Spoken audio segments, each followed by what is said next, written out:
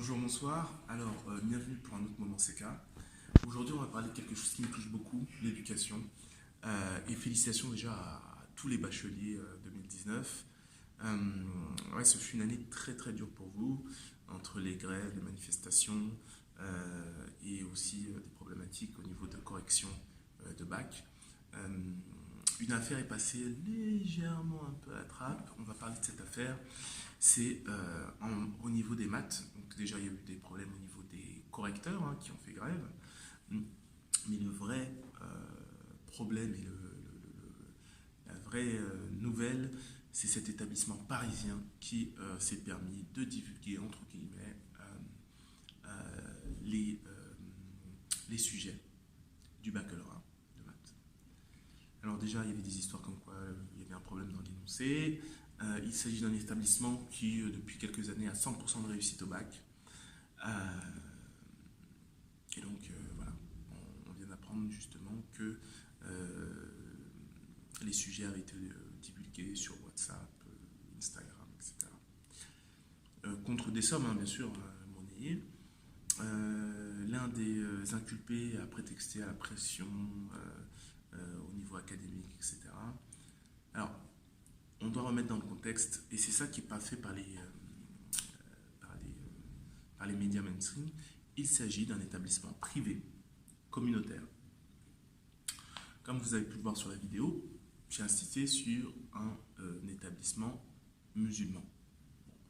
En fait, voilà, il s'agit d'une communauté, peu importe finalement, quelle que soit la communauté. Si vous êtes islamophobe,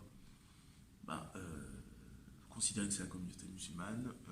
Si vous n'êtes pas islamophobe, on s'en moque un peu. Mais ce qui est assez étrange, c'est qu'on ne puisse pas dire les choses telles qu'elles sont. C'est pas le fait qu'elles soient communautaires le gros souci, mais il y a un flou sur ce type, de, c'est pas une bévue, sur ce type de pratique. Et justement, on aurait pris une autre communauté la main dans le sac, on n'aurait pas essayé même de tergiverser.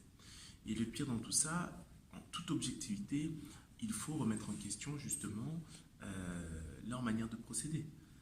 Si on regarde leur track record, en niveau statistique, on voit qu'il y a quand même une défaillance en 2018 où ils passent en dessous de la moyenne nationale. Ce qui paraît quand même très étrange. Donc le fait qu'ils aient potentiellement perprété ce type de manière de fonctionnement reste tout à fait envisageable. Et on voit bien que le bac, qui est dévalorisé aujourd'hui,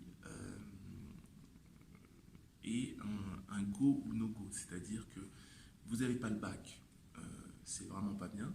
Vous l'avez, ça sert à rien. Okay, mais c'est le minimum en fait.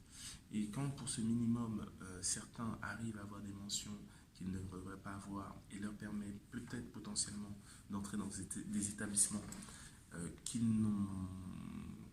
n'auraient jamais eu l'opportunité même de rentrer ou même pour une visite, on doit aussi se poser des questions. Et j'attire votre attention sur la manière qu'on a de traiter ce type d'affaires. Vous vous rendez bien compte que on est sur quelque chose, une éducation et une justice à deux vitesses. Et je parle de justice, pas que justice judiciaire. On a aussi cette justice médiatique. Encore une fois, il est bon de savoir de quoi on parle. Est-ce qu'il s'agit d'une institution privée ou publique? Cette information n'a pas été révélée par les médias mainstream. Mais c'est très important en fait finalement. Parce que il faut essayer de comprendre la logique. Et on rentre dans cette logique compétitive. Il faut savoir que dans quelques années, l'éducation nationale sera désuète. Vous serez tous obligés de rentrer dans une éducation privée.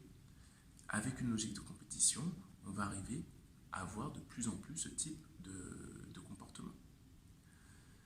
C'est à nous de protéger ce socle qu'est l'éducation et de trouver une alternative à notre poursuite, de la direction capitaliste libérale. Je vous invite donc à lire le manifeste de la raison objective et à voir les opportunités et les alternatives qui existent et qu'on peut co-construire. D'accord ? Donc, je vous dis à bientôt. Suivez-nous partout sur les réseaux sociaux.